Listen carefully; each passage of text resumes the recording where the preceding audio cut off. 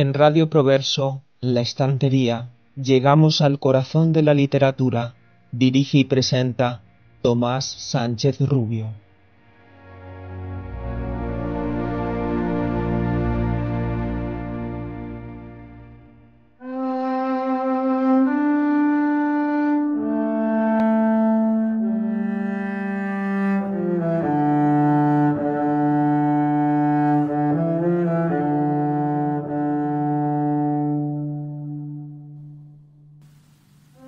Desperezóse la inmensa vega bajo el resplandor azulado del amanecer, ancha faja de luz que asomaba por la parte del Mediterráneo. Los últimos ruiseñores, cansados de animar con sus trinos aquella noche de otoño, que por lo tibio de su ambiente pareciera de primavera, lanzaban el gorjeo final, como si los hiriese la luz del alba con sus reflejos de acero. De las techumbres de paja de las barracas salían la bandada de gorriones como un tropel de pilluelos perseguidos, y las copas de los árboles empezaban a estremecerse bajo los primeros jugueteos de estos granujas del espacio, que todo lo alborotaban con el roce de sus blusas de plumas. Apagábanse lentamente los rumores que habían poblado la noche, el borboteo de las acequias, el murmullo de los cañaverales, los ladridos de los mastines vigilantes. Despertaba la huerta y su bostezo eran cada vez más ruidosos. Rodaba el canto del gallo de barraca en barraca. Los campanarios de los pueblecitos devolvían con ruidoso badajeo el toque de misa primera que sonaba a lo lejos, en las torres de Valencia, esfumadas por la distancia.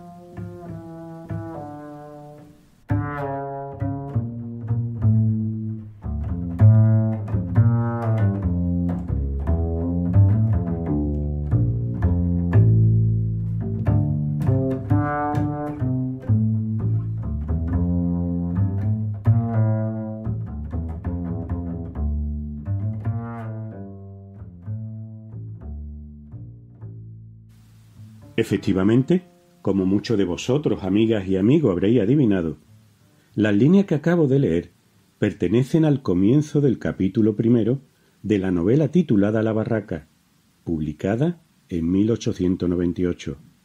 Su autor, el prolífico escritor, periodista y político valenciano Vicente Blasco Ibáñez.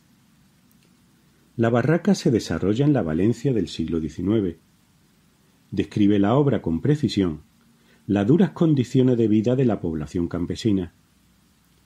El tío Barret se ve imposibilitado de seguir trabajando la huerta que habían cultivado sus antepasados durante generaciones, al no poder pagar el arrendamiento al propietario, don Salvador. Como consecuencia, todos los vecinos de la aldea, con Pepeta y Pimentó a la cabeza, se conjuran para impedir que nadie vuelva a trabajar en esa parcela. Pero un día llega Batiste y su familia, formada por su mujer Teresa y sus hijos Roseta, Batistet y Pascualet, más dos pequeños cuyo nombre no se menciona en ningún momento, y se instalan allí. Acuciados por la necesidad, acceden a cultivar la finca abandonada. Buenas tardes, amigas y amigos. Soy Tomás Sánchez Rubio. Es miércoles y estamos en un nuevo programa de La Estantería en Radio Proverso, la radio que es cultura, concretamente el número 59. Espero sinceramente que el espacio de hoy sea de vuestro interés. Y es que el próximo 29 de enero se cumplirán justamente 157 años del nacimiento en la capital valenciana de Vicente Blasco Ibáñez. Fallecería precisamente un 28 de enero de 1928 en Menton, localidad francesa, situada en el departamento de Alpes Marítimo, muy cerca de la frontera con Italia. Como tantas obras de Blasco Ibáñez, La Barraca cuenta con adaptaciones para el cine y la televisión. En 1945 se estrenaba una película mexicana dirigida por Roberto Gabaldón y protagonizada por Domingo Soler, Anita Blanch y Manolo Fábregas. El film obtuvo el premio Ariel en 10 categorías que incluyeron Mejor Película del Año y Mejor Realizador.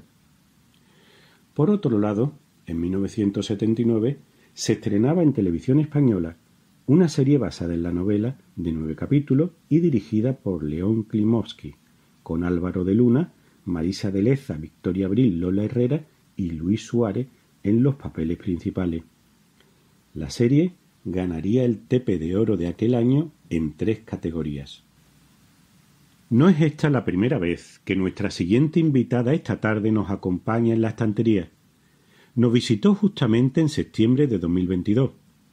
En aquella ocasión nos habló de su primer poemario, Hilos en la desescalada, publicado en abril de ese año por el Centro de Estudios Linarenses. Poco después de su intervención en el programa, estuvo en Sevilla, en la sede de Noche del Baratillo, donde propiamente tuve el placer de presentarla a ella y a ese libro, cuya poesía firme y vital me cautivó desde los primeros versos. El próximo 9 de febrero, viernes, vuelve a nuestra ciudad para presentar en la Carbonería su nueva obra, Raíces, publicada por Ediciones Genuidas. De esta nos hablará hoy en el programa. Ella es, por supuesto, Encarni Buendía Campos, licenciada en Química por la Universidad de Jaén y profesora en el IES Huarte de San Juan de su ciudad natal, Linares. Disfruten hoy con ella y, si pueden, no se la pierdan el día 9 en vivo. Encarni, amiga, muchísimas gracias por venir. Es un placer tenerte esta tarde con todos nosotros. Bienvenida de nuevo a la estantería. Hola a todos. En primer lugar, quisiera agradecerte, Tomás, la oportunidad que me brindas para dar a conocer mi segundo libro, Raíces. Ya tuve oportunidad de presentar en su día el primero, Hilos en la desescalada, y además de ser presentada por ti en la institución literaria La Noche del Baratillo. Vaya mi agradecimiento por delante por estar conmigo y acompañarme en tantos momentos poéticos. La verdad es que guardo muy buenos recuerdos de toda la gente que me acompañó, de poetas y de amigos. Como ya sabéis, nací y vivo en Linares. Trabajo en el IES Huarte de San Juan como profesora de Física y Química. La verdad es que este segundo libro ha visto la luz un poco por casualidad. No esperaba tenerlo en mis manos tan rápido. Es verdad que tras su envío a 3 o 4, unas cuantas editoriales, enseguida me contestaron de Ediciones Genuidas, una editorial de Sevilla, y no deja de ser casualidad, porque en más de una ocasión creo he comentado que parte de mis raíces son sevillanas, ya que mi madre nació allí. Es por ello que creo que en este poemario sigue presente el folclore, hay por ahí alguna seguidilla, y aunque queda rastro y también alguna similitud con el anterior, opino que mientras que Hilo fue un despertar, una explosión en el que, reconozco mi voz, mi yo poético, este segundo nace más de la necesidad de búsqueda, de la reconciliación con la exploración de la memoria. Pienso que es importante saber mirar atrás, reconocer las decisiones que nos abren unas puertas o caminos y no otros, y que por tanto nos dejan unas heridas y no otras. Es necesario porque para mirar al futuro con esperanza, a ese futuro que inevitablemente adelgaza, a la vez que nuestra memoria, nuestro pasado engorda, hay que reconciliar un poco esas memorias, ¿no? Os encontraréis en este nuevo libro muchas referencias al aceite. Inevitablemente, el paisaje condiciona la mirada y y por ende pues el lenguaje. También referencias a la tierra. Creo que tierra es una de mis palabras favoritas. Tengo muchas, pero tierra es una de ellas, ya que todas sus connotaciones son preciosas. Significa planeta, suelo, cultivo, es el lugar en el que nacemos. Decía mi admirado Machado: nunca perdáis el contacto con la tierra, solo así tendréis una idea aproximada de vuestra altura. Además, humano proviene del latín humus, que significa tierra, que es la raíz de toda humildad. Se podría decir que raíces habla de una exploración de mi memoria, de las cosas que se quedan sin decir, de cómo nos duele no estar cerca de los nuestros y de la importancia de la perspectiva que cogemos al alejarnos de nuestras raíces. También de lo importante que es expresar en términos justos la palabra para tener en paz la conciencia, incluso si regresas o si decides quedarte. De los lugares, de esos lugares que nos transmiten tanta paz. Voy a leer el prólogo que abre el libro.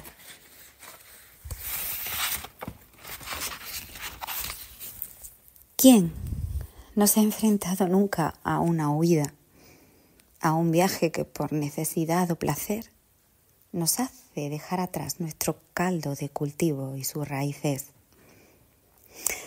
Esta es la historia del retorno de la memoria a la ida y a la vuelta.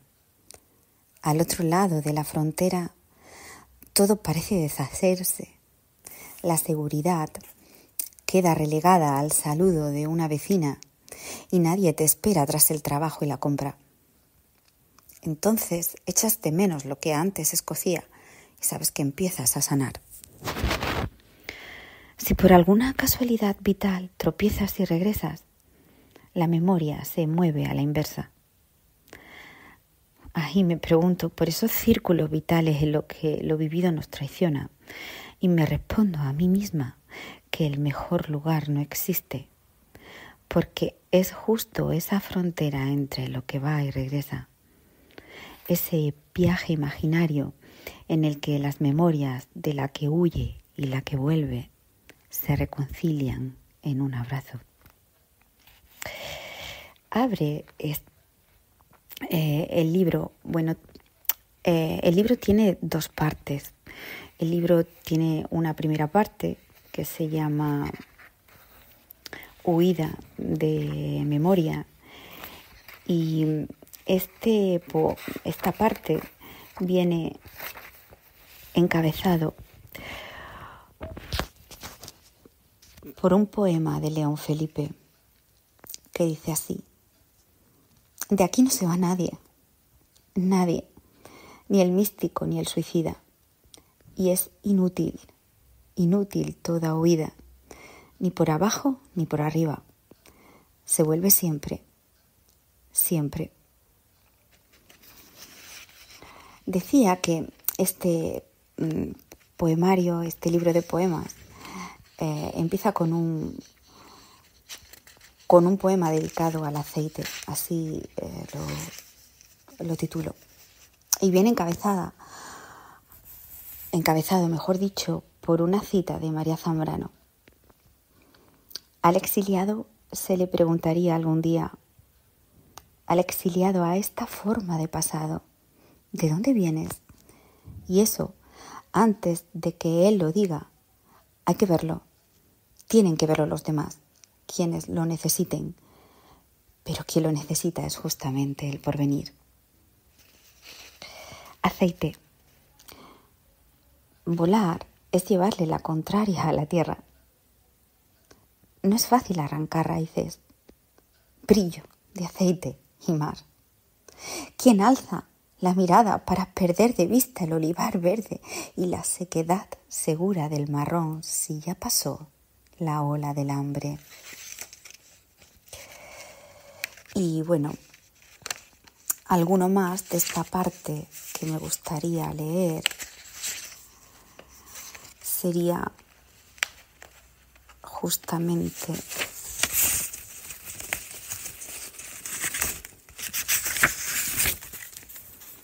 otro que se titula Hormigas en la memoria,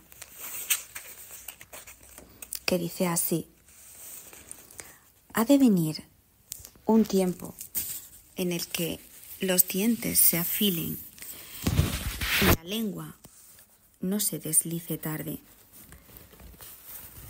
¿Cuándo se aprende el ataque, la espontaneidad verbal in situ? Aquí ando, construyo mi torre de palabras, defensa tardía y desprotectora, pues la impostura de los farsantes cruzó sin obstáculos la piel. Habita en la memoria y no entiende el camino de regreso. Queda intramuros. ¿Para qué entonces, me pregunto, esta absurda barrera si en mi memoria habita un hormiguero? Ha de venir un tiempo que deconstruya esta serie lenta y sólida de pensamientos mirmecológicos y me deje con la boca y los ojos a la intemperie. Acabo la presentación de esta primera parte con el último poema, con el que cierra, que se titula Despedidas de asfalto. Todo lo no resuelto vive en las páginas de carne. Luego, como reflexión marchita de un tiempo rancio, se reescribe en las blancas. Todo lo que no se entiende se pudre en el borde de las bocas. Óxido asfáltico en los labios que nunca lo pronunciaron. Hay despedidas que no se entierran nunca, por lo que nunca serán cenizas de fuego, ni pasto de gusanos o tierra de cunetas. La segunda parte del poemario se titula Regresos.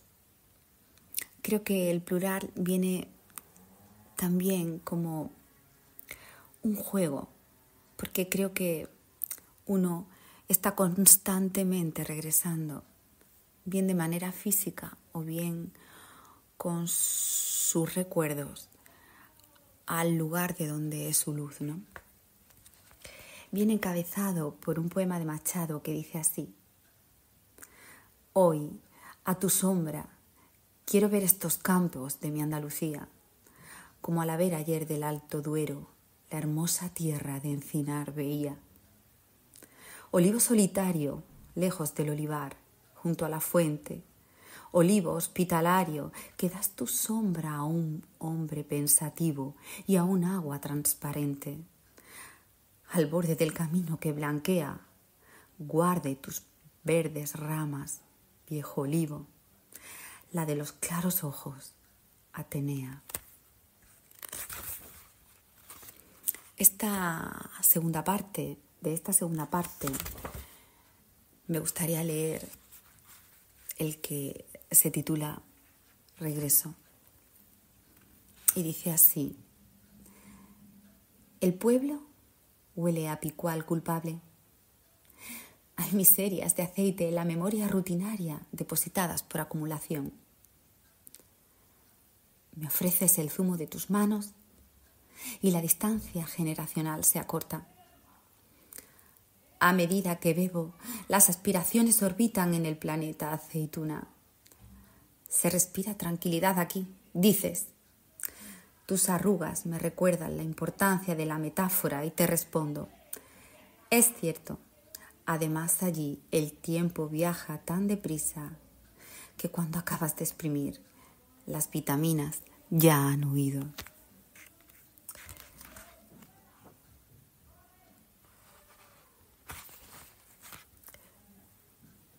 Podría leer también, a modo de despedida, esencia. La esencia de lo que somos se esconde dentro.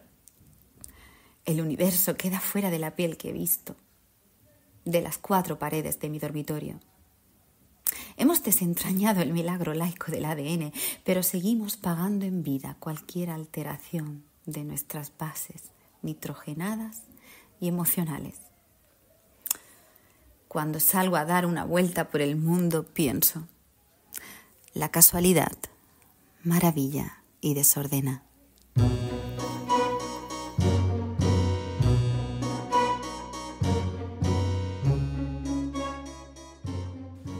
En el espacio desde la raíz, donde comentamos habitualmente en cada programa la etimología de unas cuantas palabras y expresiones pertenecientes a nuestra rica lengua castellana, continuaremos esta semana refiriéndonos a algunos términos de cuyo origen, a pesar de seguir siendo más o menos habituales hoy día, hemos perdido ya la conciencia. Empezaremos esta tarde por la palabra contrincante. Sinónimo de rival u oponente, contrincante, según el DRAE, procedería de trinca. Este vocablo remite a un conjunto de 3 o a veces más personas que optaban a un puesto por oposición, es decir, un grupo de 3 personas designadas por el tribunal para arguir recíprocamente en las pruebas de acceso a un trabajo. Se relaciona, pues, con tríada, terna o trío. Sin embargo, recordemos que contrincante no guarda relación alguna con el verbo trincar, palabra del lenguaje náutico que significa amarrar o sujetar y que tiene su origen en el francés antiguo tringler, que se refiere a unir tablas de un buque. Este verbo tringler provendría a su vez del escandinavo tengia. En segundo lugar tenemos el término almuerzo. En este caso hay que decir que se trata de una palabra que deriva del árabe, en concreto de almorsus, que puede traducirse como el mordisco o el bocado. De ahí pasaría a designar a la comida que se ingiere en la mitad del día. Otra fuente hablan de su origen directo en el latín admordium, también con el significado de mordisco. En tercer lugar comentaremos el término oficina. Oficina está formado de la palabra latina de la tercera declinación neutra opus operis, que significa obra o trabajo, más el verbo facere con el significado de hacer o realizar. De ahí de esa unión vendría en principio el sustantivo opificina y también opificium, oficio. Ese comienzo de la palabra opifi pasaría a ofi, con 2 F por evolución fonética, y luego a ofi. Oficina haría referencia al lugar o sitio en el cual se realiza alguna actividad o se trabaja. Un lugar o aposento donde también se atiende o se despacha, de ahí que se considere sinónimo de despacho. En cuarto lugar tenemos la curiosa palabra galimatías. La RAE le atribuye el origen en el francés galimatias, procedente a su vez de una corrupción del griego katamazaion, según Mateo. Nacería esta expresión por lo macarrónico del lenguaje de este evangelista. Otros lo derivan, sin embargo, del latín vulgar valimacium, con el significado de una canción con un sentido soez. Cuando hay mucho desorden, confusión, algo es muy embrollado o lioso o sin sentido, suele utilizarse este término galimatías, aunque sí es cierto que cada vez menos. En último lugar, tenemos el sustantivo ajetreo. La palabra ajetreo proviene del verbo ajetrear, y este se derivaría de un verbo que en castellano antiguo se escribía con H en vez de con J, ajetrear, que se pronunciaría ya, sin embargo, con una H aspirada. Se aplicaba a las tareas demasiado fatigosas. Ajetrear, a su vez, derivaba de jetría, con una H también aspirada, que significaba sin más enredo o confusión. Este término, a su vez, provendría de feitor, el que hace, formada a partir de una evolución del latín factor factoris con el mismo significado. Según Ricardo Soca, en la interesante página elcastellano.org, en el bajo latín medieval, factor tomó el sentido de aquel que enreda o hace el mal. Por esa razón, hasta el siglo XV, ajetrar significó también enredar el cabello.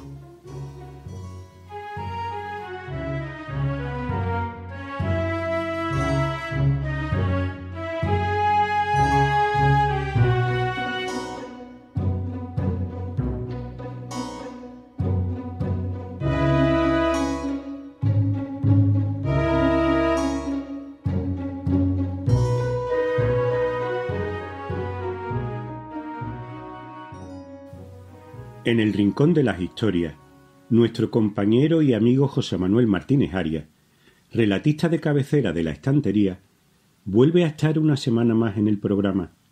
Su cuento, El Quinca, trata de aquellas personas cuya vida en algún momento de la niñez o juventud se cruzó con la nuestra y cuya memoria acabará perviviendo dentro de nosotros para siempre.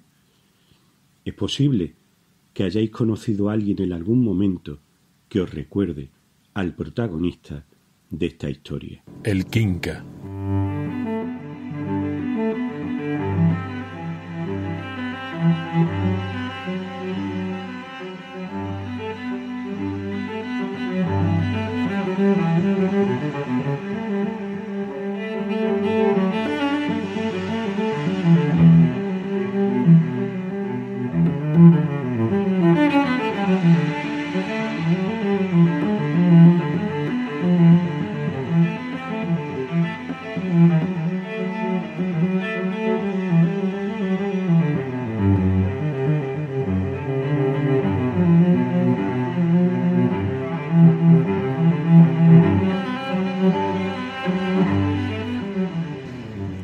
Una tarde me contó que su madre trabajaba en la Alameda, que ejercía la prostitución y que apenas si venía a casa. Él vivía con su abuela y con su hermana pequeña. Era tan canijo y tenía tan poco valor para las batallas que todos lo llamábamos el Quincanilla. Pero el Quincanilla, el Quincalla o el Quinca, como la mayoría de los nuestros lo llamaba, no era un cobarde, ni un pusilánime, ni un quejica. No, él se atrevía con todo y con todos, y nunca lo vi ceder, ni humillarse, ni retractarse. Era canijo y débil, pero joder, qué voluntad, qué ganas, qué atrevimiento se desprendía de su mirada y de sus gestos. Casi ninguno de los nuestros mantenía muchas relaciones con él. Probablemente ni nuestras madres ni ninguno de nosotros se fiaba mucho de sus costumbres. Pero el Quinca no nos traicionó nunca a ninguno. Siempre fue el primero de todos nosotros. Era el primero en salir a la calle y el último en volverse a casa. El primero en escaparse más allá de los márgenes del barrio. El primero en fumar y en beber. El primero en robar. El primero en consumir porros de hachís. El primero en engancharse a la heroína. El primero en tener sida. Y también el primero en morir. A veces creo que todo esto lo hizo el mismo día, la misma tarde. Aquella tarde en que estábamos todos jugando al fútbol en el campo de la iglesia, y él se acercó desde el final de las casas, con sus pasos largos, sus brazos balanceándose, con su sonrisa permanente que dejaba ver unos mediodientes negros, con su media melena al viento y sucia, y con su mirada desafiante. Entonces preguntó: ¿juego? Cosa rara, porque el Quinca nunca jugaba al fútbol con nosotros. El Cascarria, dueño del balón, dijo: no, ya estamos todos. Vete, Quinca. Y seguimos jugando. El Quincalla aún siguió rondando el descampado unos minutos, rebuscando, hurgando, corriendo, hasta que decidió marcharse. Se fue del barrio y ya pocos le vimos por él. A veces, muy de noche, alguno decía que se lo había encontrado volviendo a casa de su abuela, borracho o drogado, sucio y con la cara rota. Pero el Quinca nunca buscaba pelea. Recuerdo su angulosa risa triste, con sus dientes roídos y negros, con su mirada desafiante, insolente. A veces su abuela salía a la mitad de la calle para llamarlo. «Juan, ¿dónde andas?» Nunca nadie le respondía. Por ella sabíamos que el Quincanilla tenía nombre, aunque nadie solía usarlo. Su hermana también lo llamaba Juan o Juani. A veces pasábamos semanas sin verlo. Cada vez volvía al barrio en peor estado. Los años 80 fueron años difíciles para todos. La heroína era habitual en cada esquina, las jeringuillas, las cucharillas. Después llegó el SIDA. El Juani estaba cada vez peor, más canijo, más demacrado, más ido. Yo creo que pasaron no menos de 5 años hasta que un día lo volví a ver. Yo estaba estudiando en mi habitación, en un primero que daba a una calle en la que había una pequeña plazoleta que servía de intersección entre 2 calles más. Desde el otro lado de la ventana me llegaba el ruido de la calle, gritos, peleas, alguien entonando un cante. Cuando de repente veo que detrás de la reja de la ventana aparece la cabeza del Quinca, sonriendo apenas tras el esfuerzo de trepar hasta esa altura. Cuando me ve me dice: «Hola». «Quinca, ¿qué coño haces ahí? ¿Qué quieres?» «¿Puedes ayudarme?», me dijo. «Claro, ¿qué quieres?» «¿Me puedes escribir una carta?» «Claro, Quinca, pero ¿por qué no llamas a la puerta como todo el mundo? Anda, bájate de ahí y da la vuelta».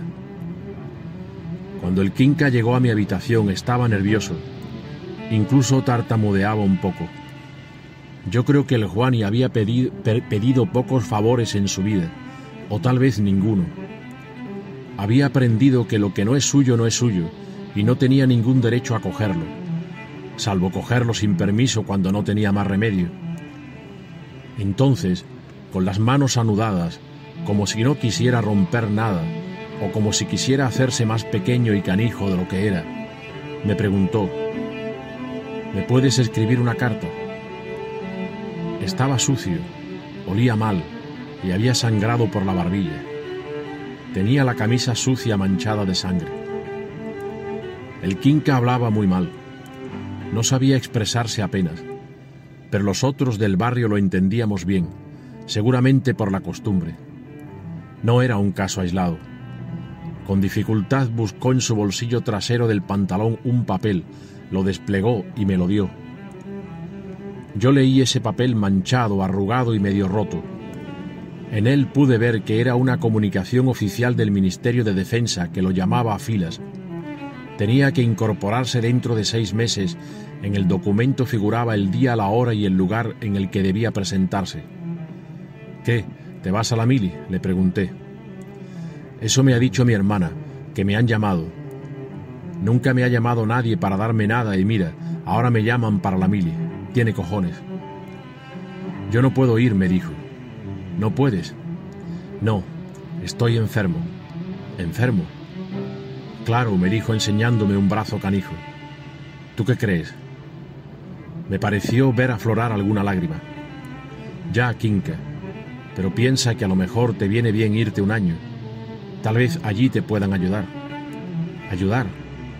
¿Quién? ¿A qué?» «No, yo no puedo ir ni ahora, ni dentro de 6 meses, ni dentro de un año». Esto último me lo dijo con una voz temblorosa.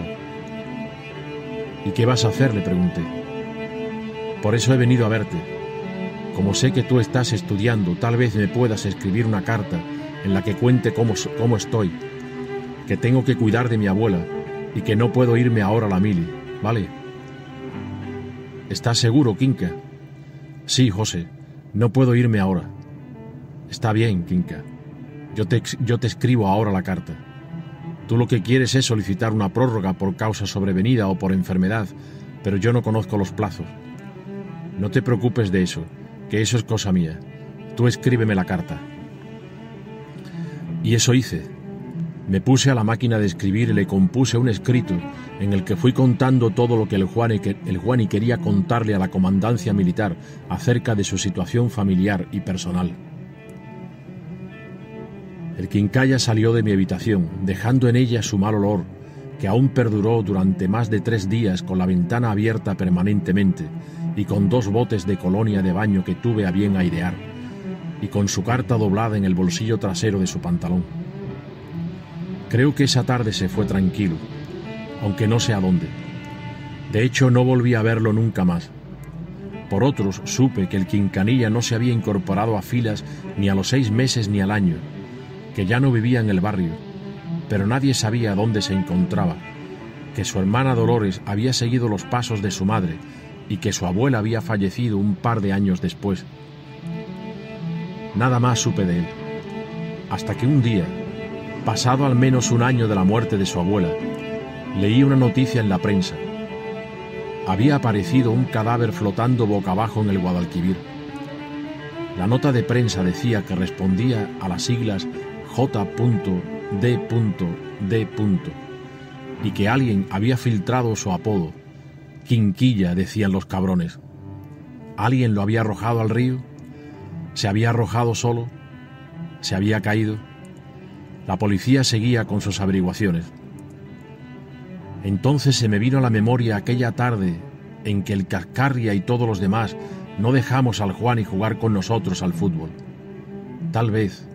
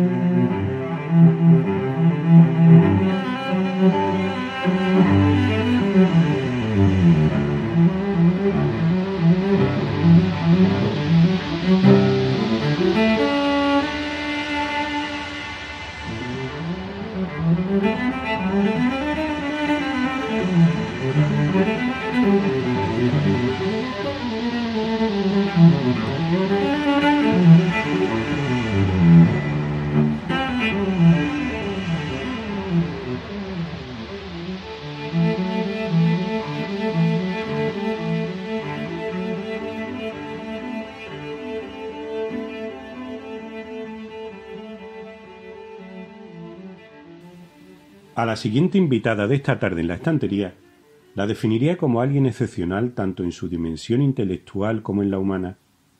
Quienes la conocen saben que no exagero en absoluto, tratándose de Isabel Martín Salinas. Dramaturga, ensayista, poeta y cantautora, Isabel une a su modestia innata una capacidad indiscutible para indagar en la realidad, así como para recrear ésta a través de la expresión literaria, artística y musical.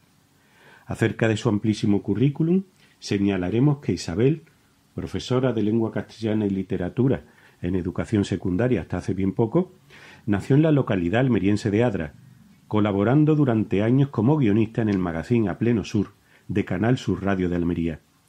Interesada desde siempre en el arte y la cultura, centró su trayectoria, sobre todo, como hemos dicho, en el teatro, la poesía y la música. Ha desarrollado una intensa actividad teatral como dramaturga, directora de escena y actriz. En su faceta de autora se ha decantado por temas social y político, así como por los conflictos del individuo consigo mismo y con su mundo más cercano. Parte de su poesía aparece en sus textos teatrales y en antologías. Como cantautora musicaliza sus poemas. Es socia del Centro Luchini de la Canción de Autor, radicado en Granada. Finalista del Premio Andalucía de la Crítica de Teatro 2012, fue galardonada con el Escudo de Oro de la Unión Nacional de Escritores de España en 2019. Entre sus publicaciones teatrales podemos mencionar, por ejemplo, Mediterráneo de 2019, Mísero polvo de 2020, o la más reciente, Casandra en el umbral 2021, Rebujito y otras piezas breves 2022, Fuego en 2023 o Astral en 2023 también. En cuanto a sus publicaciones de poesía y música, digamos que se estrenó en el año 2014 con A ráfagas tu nombre, y los últimos trabajos pues son Me remito a las sombras, en 2020, o el LP Laurel con 11 temas de su poesía en el año 2023. Entre otras publicaciones, nos gustaría remarcar la obra Giuseppe Impastato, Memoria de un hombre bueno, del año 2019. Algunos artículos también en publicaciones digitales son En torno a Saint-Simon, La democratización de la lengua, La utopía de Tomás Moro o Dios se aparece a Oriol Junqueras. El caso es que Isabel acaba de sacar a la luz su segundo álbum, mencionado anteriormente, Laurel, acontecimiento del que recientemente se ha hecho eco nada más y nada menos que la prestigiosa revista digital italiana Fiction Magazine. De dicho álbum nos hablará en el programa interpretándonos algunos temas del mismo. Enhorabuena, Isabel amiga, es un placer y un privilegio contar con tu voz y tu palabra en la estantería. Muchas gracias, bienvenida a esta que es tu casa. Un saludo a los oyentes de la estantería y muchas gracias a Tomás Sánchez Rubio por invitarme a participar en el programa. Soy Isabel Martín Salinas, poeta y cantautora. Parafraseando a Francisco Umbral, he venido a hablar de mi disco. Mi trayectoria musical se desenvuelve especialmente en círculos literarios. He participado como cantautora en más de 100 recitales en los que he cantado mis poemas y los de otros autores españoles. Soy socia del Centro Lucini de la Canción de Autor, radicado en Granada, ciudad a la que me he sentido muy unida desde la juventud. En su universidad estudié filología hispánica, por cierto. Dos de los temas del álbum, Laurel, están referidos a la ciudad. Se llaman Granada es una hoja y Granada Puerta de Elvira. Laurel es mi segundo disco y se ha publicado el 30 de noviembre de 2023. Ha sido grabado y mezclado en Sevilla por Mundo Sinfónico, el estudio del productor Héctor Pérez Cala. Contiene 11 baladas pop con toques jazzísticos que aunan la música y la poesía. La mayoría de las canciones del disco fueron primero poemas, así que de la poesía han pasado a la música. Y este disco nace de mi deseo de ofrecer una música donde predomine la mirada lírica. La canción que da título al disco, Laurel, la única de tema mitológico, era un poema que significaba o suponía una relectura actual del mito de Apolo y Dafne. Y he escogido este título, Laurel, por su simbolismo. Como sabemos desde la antigüedad, el laurel es símbolo de victoria y también de vida, pues es un árbol siempre verde. Las letras, igual que mi poesía, tienen un carácter marcadamente nostálgico. Se refieren a temas universales como el paso del tiempo, el amor, el desamor, la nostalgia por los días felices, un canto a los paisajes y a la gente que permanecen en la memoria a pesar del paso del tiempo. Porque se canta especialmente lo que se pierde, como escribía Antonio Machado.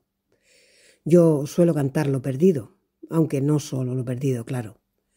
La canción Laurel, de la que he hablado antes, supone un planteamiento diferente del mito. La idea que subyace en Laurel sería esta. ¿Y si la luz de Apolo finalmente hubiera conmovido a Dafne? ¿Y si Dafne se hubiera debatido en una contradicción interior realmente, sin relación con Cupido, sus flechas de odio, la huida que se cuenta en el mito? Y en la canción, Dafne convoca finalmente a Apolo bajo la sombra del laurel. Amor mío, nunca quise perder tu rastro en la niebla. Si te dejé marchar y tú quieres volver, ven, te estaré esperando bajo el árbol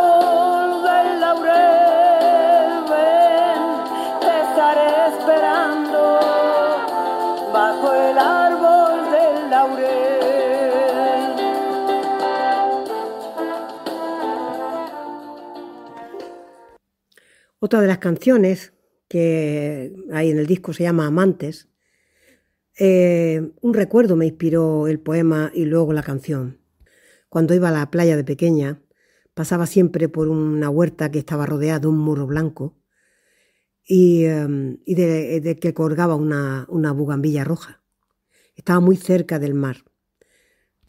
Cuando iba a la playa me sorprendía siempre la belleza de este muro blanco, el contraste de la bugambilla roja y el cielo tan azul de Almería. Es una imagen que era preciosa.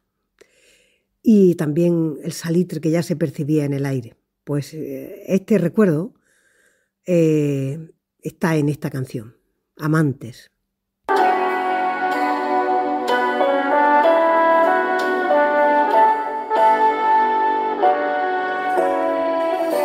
En el muro blanco de las bugambillas bate el sol de agosto, fulgurante luz por las calles blancas de blanco salitre, pasa despeinada la brisa del mar.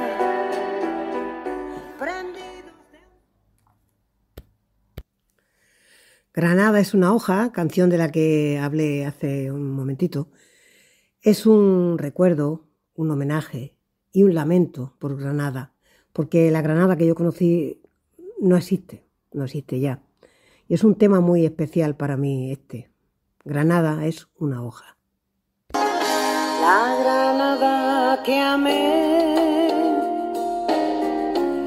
sucumbe bajo el fuego lento de su presente, soñolienta y vencida, cenizas de su gloria cubren los arrabales, pero así debe ser para que todo muera. Granada es una hoja barrida por el viento, firmamento de nieve y resplandor de acero. Hay una canción dedicada a un amor juvenil, un amor de adolescencia, primera juventud, que en realidad es un poema de amor. Se llama Siempre he latido por ti. Era un amor totalmente platónico y quizás por eso, a salvo del desencanto. Oímos un poco de Siempre he latido por ti. Qué lejos queda ya la blanca luz del verano, pero tú sabes que yo siempre he latido por ti.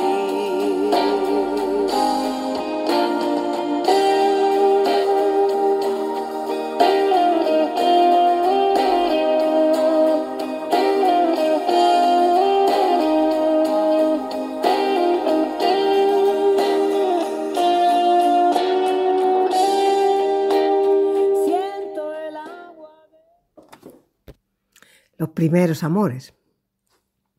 Hay otra canción dedicada a Granada también, a mi madre, y se llama Granada Puerta de Elvira. Tiene por una parte referencias literarias y por otra personales.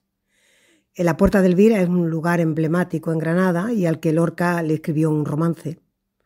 Y también he querido en esta canción recordar a mi madre, que me visitaba de vez en cuando mientras yo estudiaba, ¿no? Cuando yo estaba estudiando en la época a la que me he referido. Paseábamos por Granada y la verdad me sentía feliz cuando venía a verme.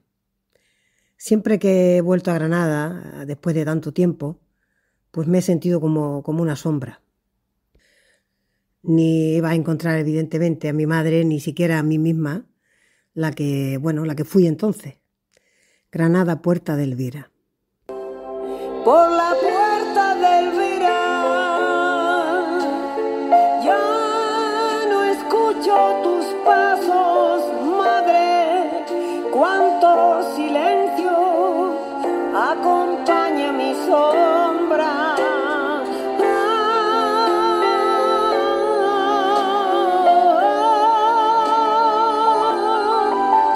Por la puerta de Elvira, madre, cuánto silencio.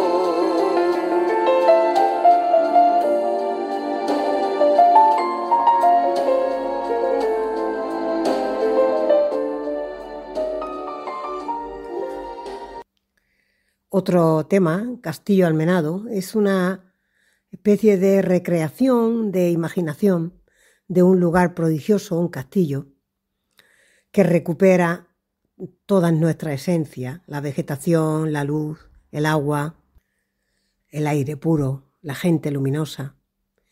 Y arriba en las almenas todo es mágico. Para poder entrar al castillo hay que dejar atrás lo que nos pesa. Un centinela permite acceder al castillo cuando somos realmente libres. Es una idea para mí muy bella, la idea del castillo, y la idea de las almenas del castillo, como lugar especialísimo. Oímos un poquito de la canción. Vengo suplicante a tus murallas, traigo arena del desierto en mi cabello. Ábreme la puerta, centinela, queda atrás cuánto amé. Dispersos están mis amores como las estrellas.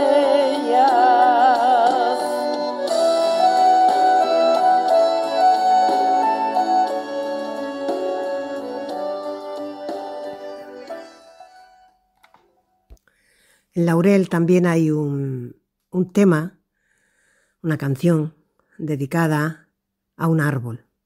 Se llama Árbol Dormido y era un viejo moral que daba unas moras blancas, riquísimas, y tenía una sombra prodigiosa. Bueno, tenía unos 150 años y estaba junto al molino de mi bisabuelo José. No hace mucho tiempo le cayó un rayo y lo partió y lo destruyó. Era un árbol único y la verdad no lo he olvidado nunca. Y le he dedicado esta canción que se llama Árbol Dormido. Hay un árbol dormido para la primavera, pero pronto vendrá florido tu recuerdo. Hay un árbol dormido para la primavera, ramas que al viento van, amor de verde ausencia.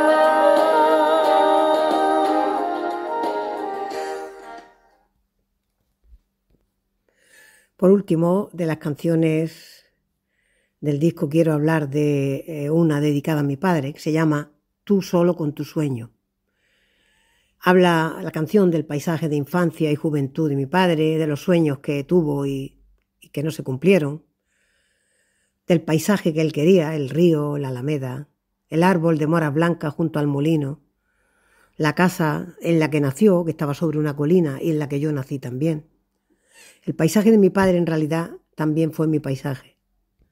Tú solo con tu sueño se llama la canción. Ya no está la mañana de candor y esperanza, ni los álamos blancos junto al río. Tú solo con tu sueño quebrándose en las manos. Tú solo con tu sueño quebrándose en las manos.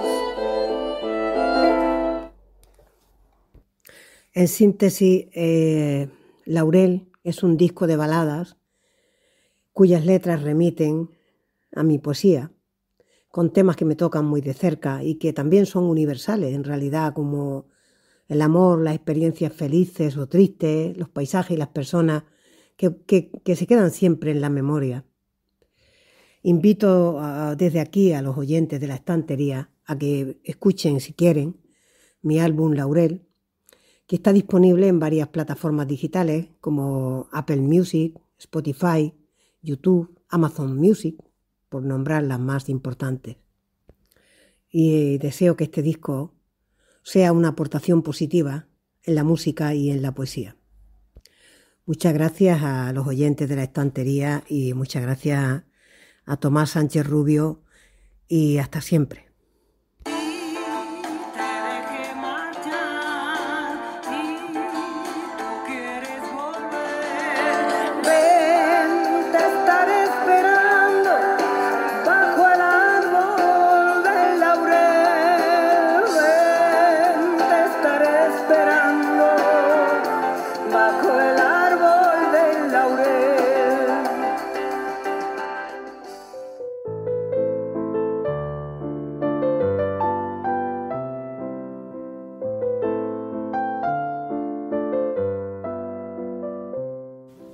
Conocí a Mariano Fonseca en un café de la Avenida de Mayo, donde se reunían muchos actores y músicos españoles venidos a los teatros de Buenos Aires.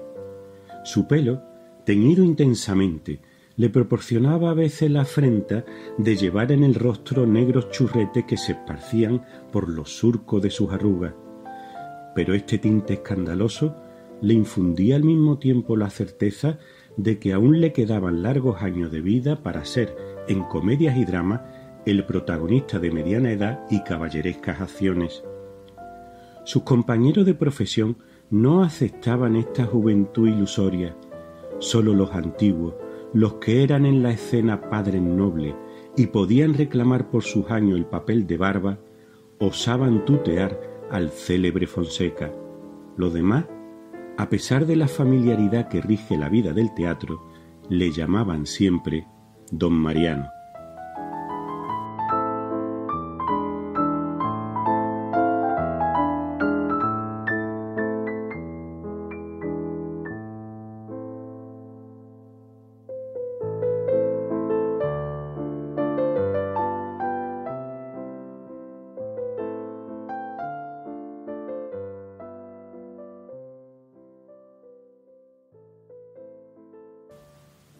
Enlazando, como solemos hacer, el final del programa con su comienzo, he querido acercarme al término de la estantería de hoy con otro fragmento de nuestro autor, Vicente Blasco Ibáñez, concretamente con el principio del cuento El comediante Fonseca. Sobre Blasco Ibáñez, el biógrafo Ramiro Reig nos dice que en su actividad política, caracterizada por los ideales republicanos, fue clave el periódico El Pueblo, que fundaría en noviembre de 1894. En él escribió cerca de 1000 artículos e incontables gacetillas o crónicas sin firma. Su originalidad estribaba, además de en su precio, la mitad que el resto de la prensa valenciana, en sus titulares, en los folletones que escribía el propio Blasco, donde los lectores de las clases populares se reconocían y que se confundían con la historia política y social que el periódico contaba día a día de manera no menos folletinesca, así como en su estilo desenfadado en el que se iban mezclando con hábil dosificación el melodrama, la comicidad y la pedagogía. Me despido por ahora de todos vosotros, amigas y amigos de la estantería. Espero que el programa de hoy os haya resultado realmente de interés y de provecho. Pronto, muy pronto, volveremos a escucharnos.